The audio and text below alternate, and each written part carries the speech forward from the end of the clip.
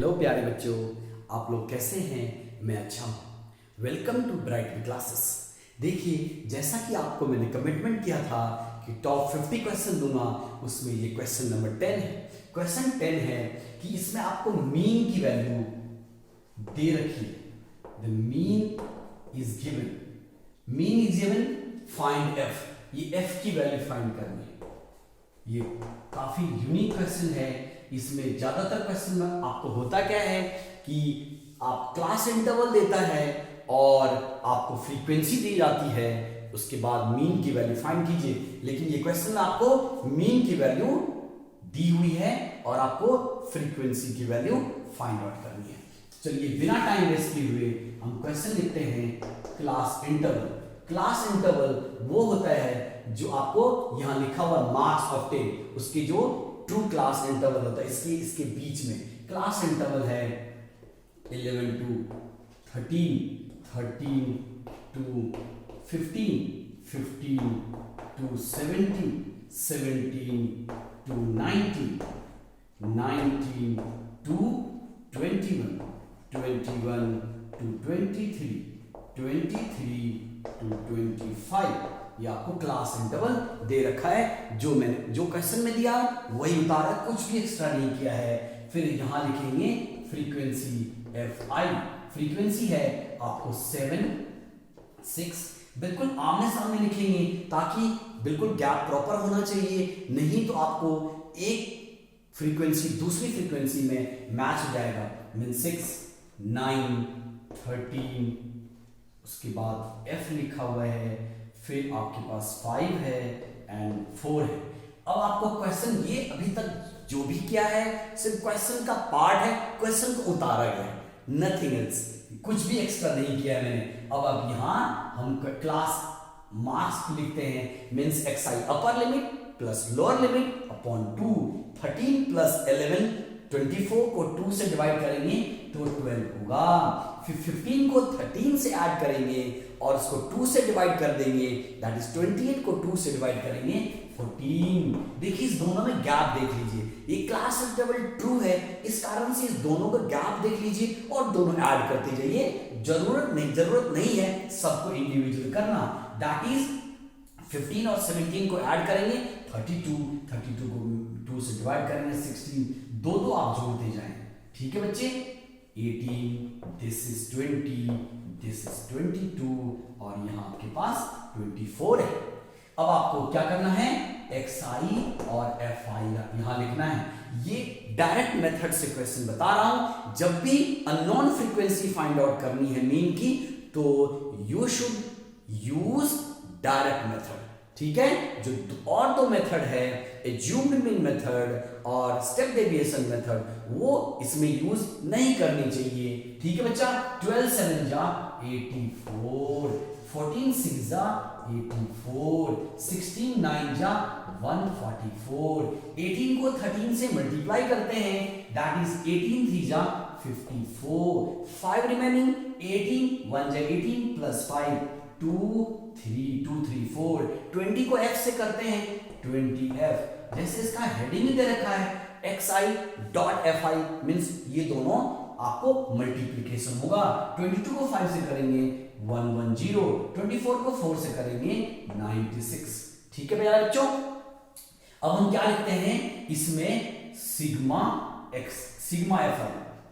Sigma F I का मतलब होगा कि ये जो फ्रीक्वेंसी है उन सबका जो ऐड, सब इसमें से आपको सम निकाल लीजिए। कैसे निकालेंगे, 7 प्लस 6 13 और 13 यहाँ है तो 13 प्लस 13 26 प्लस 9 35, 35 प्लस 5 40 प्लस 4 44। इसका मतलब सिग्मा एफ आई आपके पास आ गया 44 प्लस फ्रीक्वेंसी। ठीक है बच्चे, फ्रीक्वेंसी इस क्वेश्चन में टोटल फ्रीक्वेंसी गिवन होगा ही नहीं। ठीक है बच्चा, अब हम क्या करेंगे, एक्स आई एफ आई का जो सिग्मा है उसको ऐड करके यहां लिखेंगे, हेडिंग होगा sigma x I F I. Sigma x I F I को जब ऐड करेंगे तो ऐड करते हैं आराम से, क्योंकि स्टैटिस्टिक्स में बेटा कैलकुलेशन एरर ही होता है।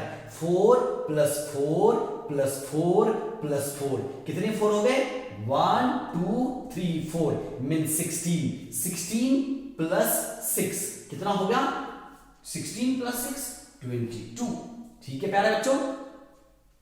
अब आपके पास 2 आ गया 2 कैरी फॉरवर्ड 8 प्लस 8 16 प्लस 4 20 और आपके पास जो कैरी फॉरवर्ड है वो जोड़ी दो 22 प्लस 3 25 प्लस 1 26 प्लस 9 ये आपके आ गया 35 3 रिमेनिंग हो गया 3 प्लस 1 4 प्लस 2 6 प्लस 1 7 ये आपके पास 7 आ गया 752 और ये प्लस 20f उसके बाद आप इसको लिख लीजिए क्योंकि 20f इन सब के साथ नहीं जुड़ेंगे क्योंकि इनके साथ अलजेब्रिक टर्म है ये अनलाइक टर्म है लाइक टर्म को मैंने ऐड कर दिया अनलाइक टर्म को प्लस 20f लिख दिया। अब आपको क्या लिखना है मीन का फॉर्मूला यूज करना है।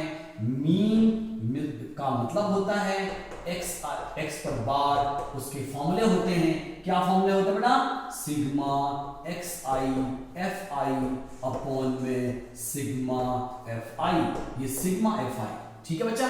मीन की वैल्यू दी हुई है अब आपको कुछ भी नहीं करना वेरी सिंपल मीन की वैल्यू पुट कर दीजिए क्रॉस मल्टीप्लाई कर दीजिए you will get the result. अब आपको फ्रीक्वेंसी की वैल्यू आ जाएगी मीन की वैल्यू है 18 सिग्मा xi fi आपके पास ये हाजिर है 752 752 प्लस 20f ये आपके पास हाजिर है ठीक है प्यारे बच्चों। फिर आपके पास सिग्मा fi यहाँ 44 प्लस f है ये आप यहाँ लिख दो और फिर क्रॉस मल्टीप्लाई कर दो दैट इज क्रॉस मल्टीप्लाई में कई बार बच्चों को कंफ्यूजन होती है मिस्टेक हो जाते हैं क्या बच्चे एरर हो जाता है 18 को 44 से कर दिया और 18 को f से करना भूल जाते हैं इसलिए आपको बारी बारी से लिखिए 18 को यहाँ 44 प्लस f लिख दीजिए बच्चे और यहाँ हो गया 752 प्लस 20f ठीक है बच्चों।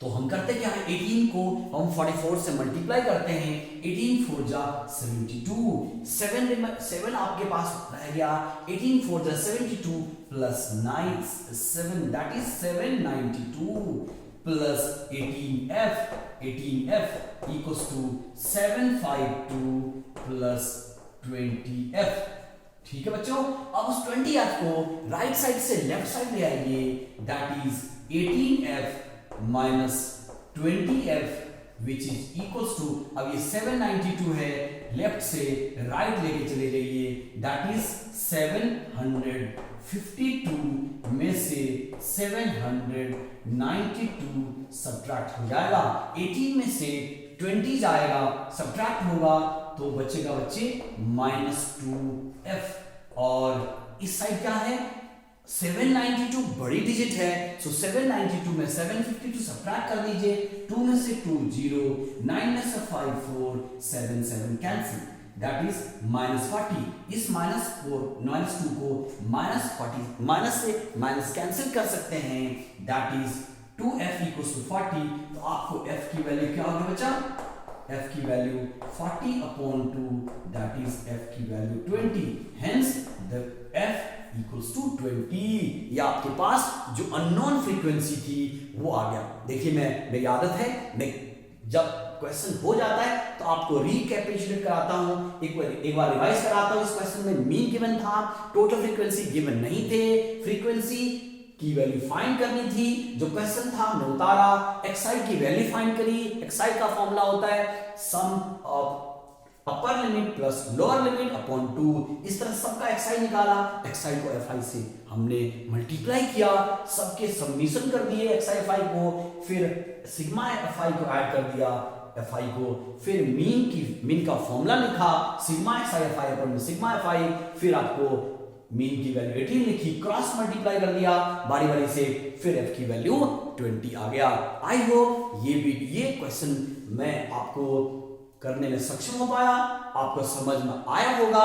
देखिए ये टॉप 50 क्वेश्चन में से ये क्वेश्चन नंबर 10 है प्लीज इसको अच्छे से कीजिएगा क्योंकि अगर आप ये कर चुके हैं तो आप कर लेंगे अच्छे से तो आपको मीन भी अच्छे से समझ में आ जाएगा। Thank you very much bye bye.